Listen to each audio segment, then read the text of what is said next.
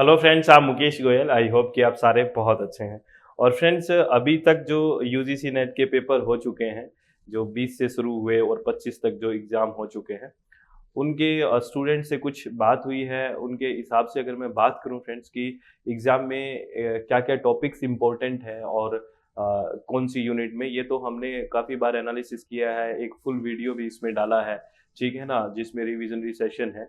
कुछ-कुछ बातें हैं जो बहुत ही ध्यान रखनी है आपको, जो स्टूडेंट्स ने रिव्यू दिए हैं कि ये बातें आप बहुत ध्यान रखें। एग्ज़ाम में क्या हो रहा है, एग्ज़ाम जो है वो लेंथी बहुत आ रहा है। जो यानी अगर डीआई की बात करूँ तो कैलकुलेटिव हो गया, ठीक है ना? कैलकुलेटिव हो गया।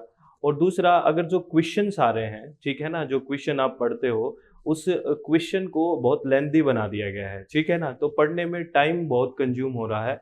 तो सबसे बड़ा जो इश्यू आ रहा है इस बार के, अभी तक जो 20 तारीख से लेके जो भी 25 तारीख तक एग्ज़ाम हुए हैं, जहाँ तक कोई भी इश्यू आ रहा है, वो इश्यू एक ही आ रहा है कि टाइम मैनेजमेंट का बहुत इश्यू आ रहा है, समय प्रबंधन का बड़ा इश्यू आ रहा है। तो आप लोग क्या करें, आप लोग जब भी एग्ज़ाम में जो भी आप क्वेश्चन अटेम्प्ट करें ना, तो एक दिमाग में रहना चाहिए। कई बार क्या होता है फ्रेंड्स, जब ईज़ी क्वेश्चन होता है ना, तो खुशी के मारे भी उसमें ज़्यादा टाइम लग जाता है। आ गया ये क्वेश्चन तो बढ़िया है, उसमें बहुत रिलैक्स्ड हो जाते हैं और वो टाइम थोड़ा-सा वहाँ चला जाता है। आप मेरी बात समझ रहे हो ना? ऐसा होता है प्रैक्टिकली, आप सोचना, ठीक है?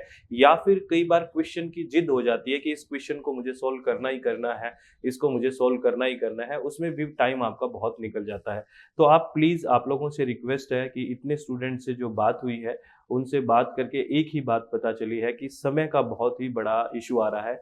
स्क्रॉलिंग में टाइम लगता है, स्क्रॉलिंग में बार-बार ऊपर पढ़ा, फिर एकदम स्क्रॉल किया, नीचे गए, फिर ऊपर जाना, फिर ये टाइम मैनेजमेंट को थोड़ा-सा ध्यान रखें और हर चीज़ को ऐसे रखें कि जहाँ से भी टाइम बच जाए। जैसे असर्शन रीज़निंग का क्वेश्चन आप कर रहे हैं, ठीक है ना? तो ए गलत मिल गया आपको ना, तो फट से जाएँ और ए गलत का एक ही ऑप्शन होता है। अब आर को ज़्यादा पढ़ने की भी ज़रूरत नहीं होनी चाहिए, मुझे लगता है। आप अगर श्योर हो कि असर्शन रीज़निंग में ए गलत है ना, तो सीधा-सा ऑप्शन आता है, आपको पता है ए गलत आर ठीक वाला, तो सीधा-सा जाए और आर को बाद में डिस्कस कर लें, जब पेपर आएगा, जब कुछ मतलब डिस्कशन होगा तब कर लेना, वहाँ तो आपको टाइम बचाना है। और कैलकुलेशन को ज़्यादा से ज़्यादा ऐसे करें जल्दी-जल्दी, जब डीआई की बात आए ना, फटाफट दिमाग में ऐसे, हाँ, ये हो गया। ऐसे नहीं है कि 55 और 45 आ गया तो जोड़ने बैठ गए उसको, एक-एक चीज़ ऐसे नहीं जोड़नी है, सीधा हाँ 100 हो गया बस, ठीक है, ऐसे करें। इस चीज़ों को मतलब कैलकुलेटिव दिमाग थोड़ा-सा शांत भी रखें, चित्त को तो रिलैक्स रखना ही है, ये तो मेन मोटो है। तो ऐसे हर एक जगह समय को बचाने की कोशिश करें।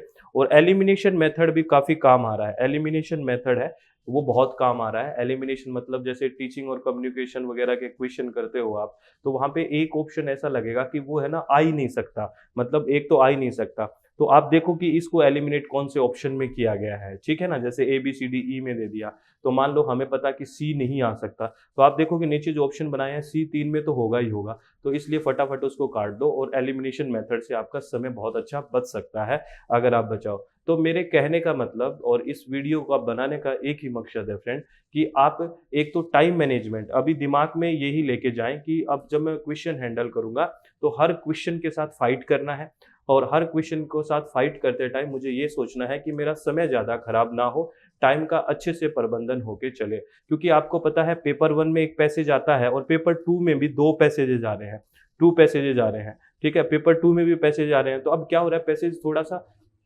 अगर आपने ढंग से, अगर बढ़िया से दिमाग को लगा के नहीं पढ़ा, तो ये बहुत टाइम खा जाते हैं। तो इसको ऐसे, जैसे आपने फटाफट एकदम से क्वेश्चंस देखे, ये मैं बता रहा हूँ, मेरी स्ट्रैटेजी है। आपको अगर इससे भी अच्छा पता है तो वो आप फॉलो कर सकते हैं। ऐसा नहीं है कि मैंने बता दिया वो रूल बन गया, लेकिन मैं जहाँ से मेरा एक्सपीरियंस है और जिन स्टूडेंट से मेरी बात हुई है उनके बेसिस पे मैं बात कर रहा हूँ कि पहले क्वेश्चन को सरसरी नज़र से देख लें, उससे एक आइडिया लग जाएगा कि ये पैसेज किस चीज़ पे है।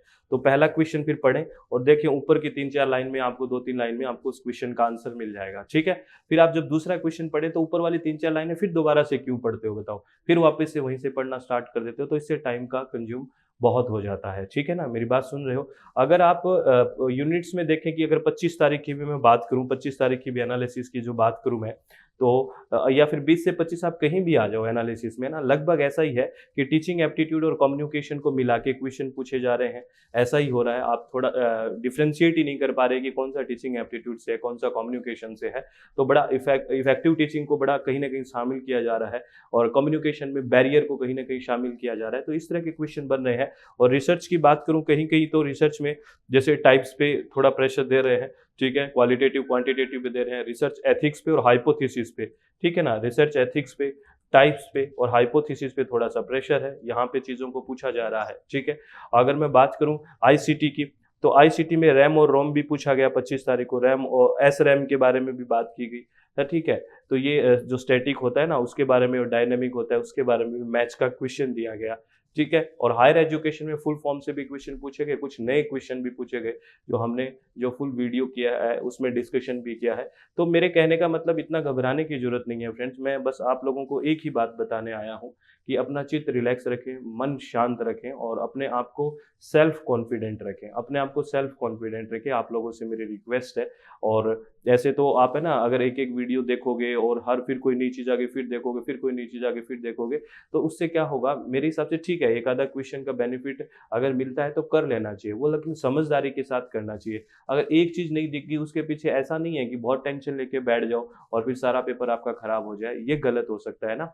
तो आपका अगर थिंकिंग प्रोसेस अच्छा है, सोच के आंसर करना है, डायरेक्ट आंसर नहीं आता है। ये हमारी हमेशा से बात हो रही है कि आप कम क्वेश्चन कर लीजिए। मैं आपको जब से ही वीडियो मैं आपको क्वेश्चंस करवाता हूँ, जब भी कोई नंबर ऑफ क्वेश्चंस पे मैं ध्यान नहीं देता हूँ और मैं आपको बोलता भी हूँ कि नंबर ऑफ क्वेश्चंस पे मत ध्यान दीजिए, आप हर एक कंसेप्ट को समझने की कोशिश करिए। फ्रेंड्स आप लोगों से मैं रिक्वेस्ट करता हूँ, तो जो कंसेप्ट्स आपको समझ में आ गए ना, तो फिर आप क्वेश्चंस को हैंडल कर पाओगे। फैक्चुअल वाले इंफॉर्मेशन वाले क्वेश्चन इतने ज़्यादा नहीं आते हैं, ये हमने कई बार बात की है। तो आप लोगों की बहुत अच्छी तैयारी है और आप लोग बहुत अच्छे से काम कर रहे हैं, इस बात को मैं बहुत अच्छे से जानता हूँ। बस आप लोगों को फ्रेंड्स एक ध्यान रखनी है, एक तो पहली बात ये चित्त को रिलैक्स रखें, मन को शांत रखें।